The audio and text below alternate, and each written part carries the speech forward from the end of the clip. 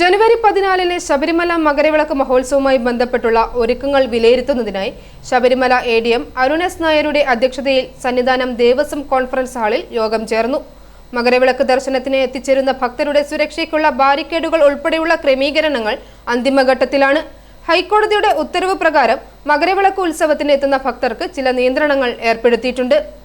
ജനുവരി 13-ന് 35,000 പേരെ virtual queue വഴിയും 5,000 പേരെ സ്പോട്ട് ബുക്കിംഗ് വഴിയും സന്നിധാനത്ത് കടത്തി വിടാനാണ് കോടതി ഉത്തരവ്. മകരവിളക്ക് ദിവസം 30,000 പേരെ വെർച്വൽ ക്യൂ വഴിയും 5,000 പേരെ സ്പോട്ട് ബുക്കിംഗ് വഴിയും കടത്തിവിടും. അതിനുശേഷമുള്ള ജനുവരി 15 മുതൽ 18 വരെയുള്ള ദിവസങ്ങളിൽ വെർച്വൽ ക്യൂ വഴി 50,000 പേരെയും 5,000 പേരെ സ്പോട്ട് ബുക്കിംഗായും നിജപ്പെടുത്തിയിട്ടുണ്ട്. 19-ന് വെർച്വൽ ക്യൂ വഴി 30,000 പേരെയും സ്പോട്ട് ബുക്കിംഗ് വഴി 5,000 പേരെയും കടത്തിവിടും. സുരക്ഷാ ക്രമീകരണത്തിന്റെ ഭാഗമായും കോടതി വിധിയുടെ പശ്ചാത്തലത്തിലും നിയന്ത്രണങ്ങൾ ഭക്തർ കൃത്യമായി പാലിക്കണമെന്ന് എ.ഡി.എം. പറഞ്ഞു. മകരവിളക്ക് മഹോത്സവത്തിന്റെ ഭാഗമായുള്ള വിവിധ വകുപ്പുകളുടെ ഒരുക്കങ്ങൾ വിലയിരുത്തിയ ശേഷം മാധ്യമങ്ങളോട് സംസാരിക്കുകയായിരുന്നു എ.ഡി.എം. ബൈറ്റ്.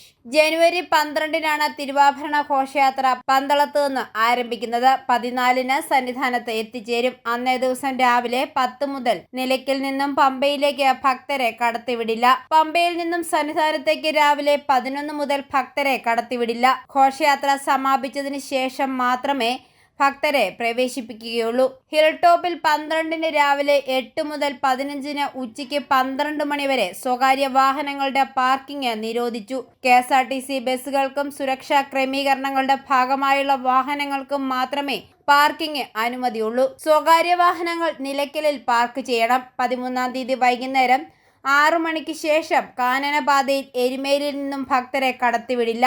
അഴുതക്കടവ് വഴി 14-ന് രാവിലെ 8 മണിക്ക് ശേഷവും ഭക്തർക്ക് പ്രവേശനമുണ്ടായിരിക്കില്ല. മുക്കുഴിയിൽ നിന്ന് 14-ന് രാവിലെ 10 മണിക്ക് ശേഷം ഭക്തരെ കടത്തിവിടില്ല. പുല്ലുമേടും ഇതേ നിയന്ത്രണങ്ങൾ ഏർപ്പെടുത്തിയിട്ടുണ്ട്. 14-ന് വൈകുന്നേരം 4 മണിക്ക് ശേഷം പുല്ലുമേട് വഴി ഭക്തരെ കടത്തിവിടില്ല. ഇവർക്ക് പുല്ലുമേടിൽ നിന്നും മകരവിളക്ക് ദർശിക്കാനുള്ള സൗകര്യവുമുണ്ട്. ജ്യോതി ദർശനത്തിന് ശേഷം കാനനപാത വഴി സന്നിധാനത്തേക്ക് വരാൻ അനുവാദമില്ല.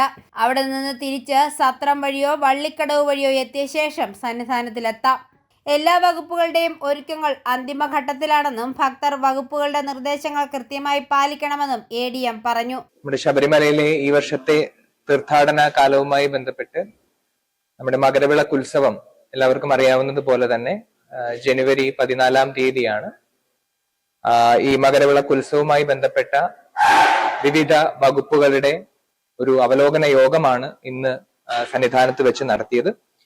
അതിൽ എല്ലാ വകുപ്പുകളുടെയും മുതിർന്ന മേധാവികൾ, നിലവിൽ ഇവിടെ ജോലി ചെയ്യുന്ന മുതിർന്ന ഉദ്യോഗസ്ഥർ പങ്കെടുത്തിരുന്നു.